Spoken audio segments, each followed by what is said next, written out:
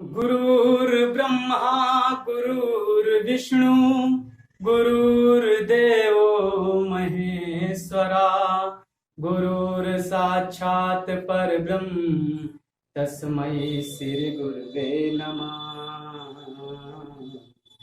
Welcome to my channel study with K classes में आपका स्वागत है। माय फ्रेंड्स, मैं हूं आप अनिल कुमार यादव और आपके साथ आज हम लेके आए हैं हिंदी पद सूरदास से। प्रीवियस क्लासेस में मैंने कुछ पदों की व्याख्या की थी संदर्भ सहित। आज मैं उसी के आगे कुछ पद हैं जिनकी मैं व्याख्या करना चाहूंगा। उससे पहले मेरी आपसे एक रिक्वेस्ट है कि आप मेरे चैनल को सब्सक्राइब करें, लाइक करें और शेयर करें और ज्यादा से ज्यादा अपने दोस्तों के पास भेजें ताकि ये वीडियो आप सभी के दोस्त, आप सभी लोगों के फ्रेंड्स देख सकें और जिससे उनको लाभ मिल सके और मुझे भी मोटिवेशन मिलता रहे।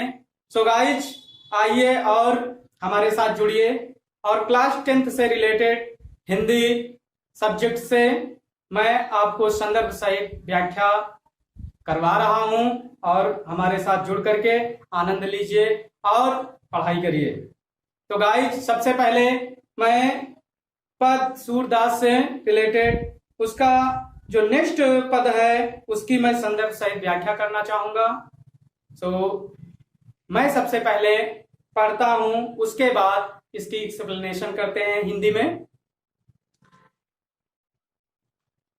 मैया हो न चरई हो गाई, मैया हो न चरई हो गाई, सिगरे ग्वाल घिरावत मोसो मेरे पाए पिराई, मैया हो न चरई हो गाई, मैया हो न चरई हो गाई, जो न पत्याही पूछ बलदा वही अपनी सोह दिवाई, मैया हो न चरई हो गाई, मैया हो न चरई हो गाई। आगे क्या लिखते हैं सूरदास जी कि यह सुनी माई जसोदा ग्वालिन गारी देती रिसाई, मैं पठवती अपने लड़का को आवे मन बहराई, मैया हो न चरई हो गाई, मैया हो न चरई हो गाई।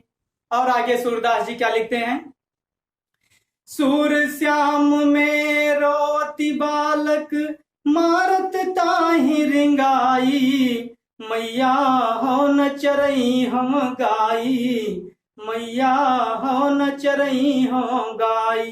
तो ये सूरदास जी का पद रहा जो मैंने लयबद्ध तरीके से आपके समक्ष प्रस्तुत किया। तो गाइस, आइए इसका सबसे पहले हम संदर्भ देखेंगे। संदर्भ इसका वही रहेगा जो हमने पिछली वीडियोस में आपको बताया है, पिछले जो पदों की व्याख्या की है संदर्भ वही है। तो प्रस्तुत पद्यांश हमारी पाठ्य पुस्तक हिंदी के काव्य खंड सूर सागर से संकलित पद नामक शीर्षक से अवतरित है।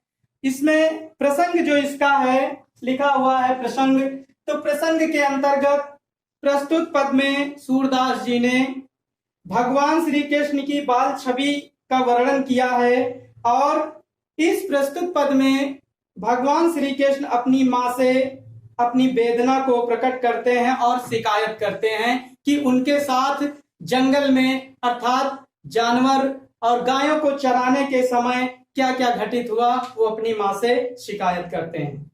तो आइए गाइस, इसकी हम व्याख्या करते हैं। व्याख्या सुनिए और आनंद लीजिए।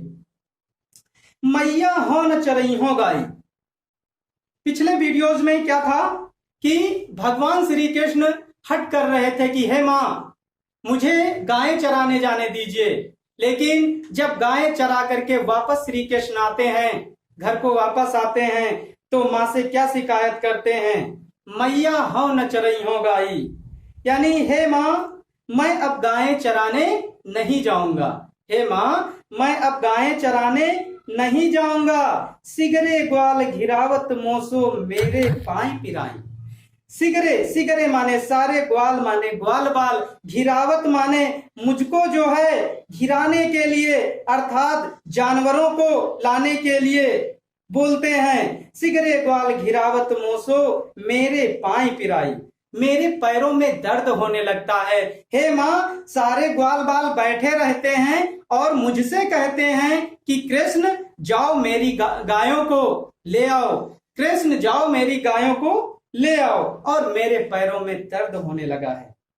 जो न पत्याई पूछ बलदावे अपनी सौंह दिवाई। हे माँ, अगर आपको मेरी बातों पर विश्वास नहीं होता है तो आप कसम खा करके पूछ लीजिए, बलदाऊ भैया से पूछ लीजिए कि मैं झूठ कहता हूं या सच, मैं सच कह रहा हूं। इतनी बातें सुन करके, इतनी करुणा भरी बातें सुन करके, कृष्ण की बातें सुन करके माँ यशोदा क्रोध में आ जाती हैं और क्या कहती हैं, या सुन माँ यशोदा ग्वालिन गारी देती रिसाई। यह सुन करके माता यशोदा जितने भी ग्वाल बाल होते हैं सबको गाली देने लगती हैं और क्रोधित होकर के बाहर, घर से बाहर निकलती हैं और कहती हैं, मैं पठवती अपने लड़का को आवे मन बहराई। यानी मैं अपने बच्चे को, मैं श्री कृष्ण को इसलिए भेजती हूं वो जाकर के अपना मन बहलाए और वहां पर जाकर के कुछ खेल आए, कुछ मन बहला आए। लेकिन इसके विपरीत होता है, मैं अपने बच्चे को मन बहलाने के लिए भेजती हूं, ना कि जानवरों को घिराने के लिए नहीं। माँ यशोदा इस प्रकार बहुत ज्यादा क्रोधित हो जाती हैं ग्वाल बालों पर। और आगे क्या लिखते हैं सूरदास जी, सूर श्याम में रोवते बालक मारत ताहि गिराई। माँ यशोदा कहती हैं, सूरदास जी लिखते हैं कि माँ यशोदा कहती हैं कि मेरा ये छोटा सा बालक श्री कृष्ण इतना छोटा सा है और इसको सब लोग जो है दौड़ा दौड़ा करके इसको मार डाले हैं। इसके पैरों में कितना दर्द हो रहा है, कितनी तकलीफ हो रही है, कितनी वेदना हो रही है, जरा किसी को दिखा नहीं। मेरा ये छोटा सा बालक कितना ज्यादा परेशान हो गया है, कितना ज्यादा ये जो है तकलीफ में हो गया है। इस प्रकार माँ यशोदा बहुत ज्यादा क्रोधित होती हैं ग्वाल बालों पर। और इस तरीके से सूरदास जी ने भगवान के इस श्री कृष्ण के इस बाल लीला का वर्णन किया है। और यहाँ पर देखा गया है जो हमारा काव्य सौंदर्य है, काव्य सौंदर्य के अंतर्गत गाइस हम लिखेंगे कि प्रस्तुत पद में सूरदास जी ने भगवान की शिकायत को और माँ यशोदा का जो प्रेम है, पुत्र के प्रति प्रेम है, उसको पूरी तरीके से परिलक्षित किया गया है प्रस्तुत पद में। तो गाइस ये हुआ इसका अर्थ। अब इसका जो काव्य सौंदर्य है वो प्रस्तुत पद में कृष्ण की दुख भरी शिकायत और माता यशोदा का जो ममता, माता यशोदा की ममता जो है उसको दिखाया गया है। और इसमें गाइस भाषा जो है ब्रज भाषा है, शैली मुक्तक शैली है और छंद जो है गेय पद है, गुण माधुर्य गुण है और अलंकार अनुप्रास अलंकार है।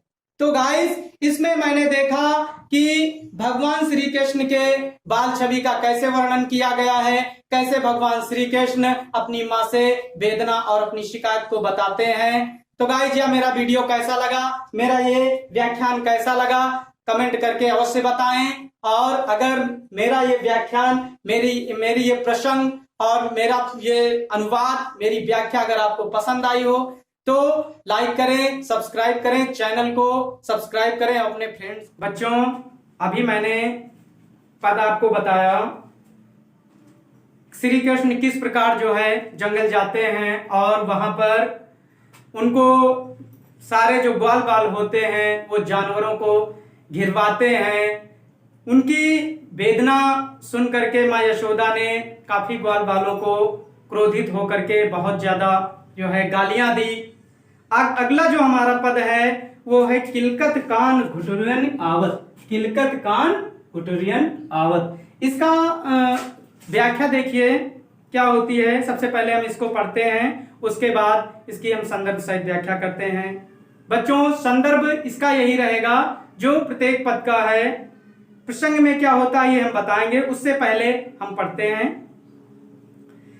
किलकत कान घुटुरियन आवत, किलकत कान घुटुरवनि आवत।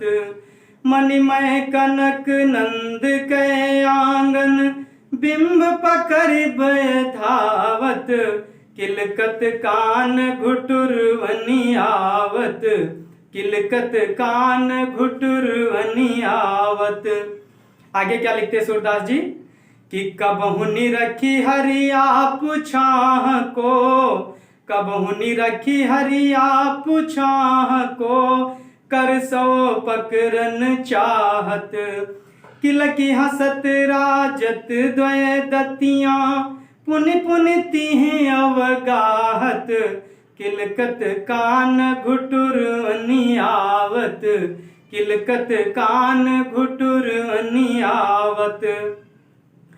कि कनक भूमि पर कग छाया, कनक भूमि पर कर पग छाया। यही उपमायिक राजति, करि करि प्रतिपद प्रतिमनि वसुधा। कमल बैठ की साजति, किलकत कान घुटुरवनि आवत, किलकत कान घुटुरवनि आवत। और आगे देखिए सूरदास जी क्या लिखते हैं कि बाल दशा सुख निरखी जसोदा, बाल दशा सुख निरखी जसोदा। पुनि पुनि नंद बुलावती, अचरा तर लय ढाकी, अचरा तर लय ढाकी। सूर के प्रभु को दूध पियावती, किलकत कान घुटुरवनि आवत, किलकत कान घुटुरवनि आवत। तो ये बच्चों रहा पद।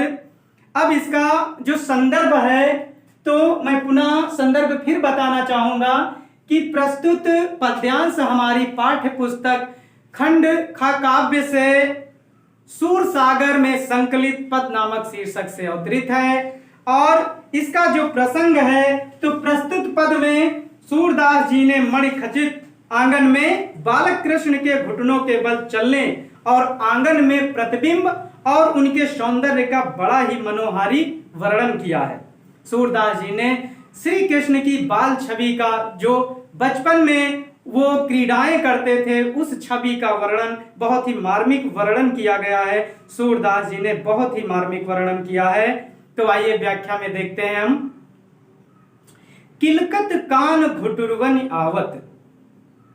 श्री कृष्ण जी छोटे से हैं, शिशु हैं और वो किलकारी मारते हुए घुटनों के बल किलकारी मारते हुए उस आंगन में दौड़ रहे हैं। आंगन में किलकारी मारते हुए घुटनों के बल दौड़ रहे हैं, चल रहे हैं।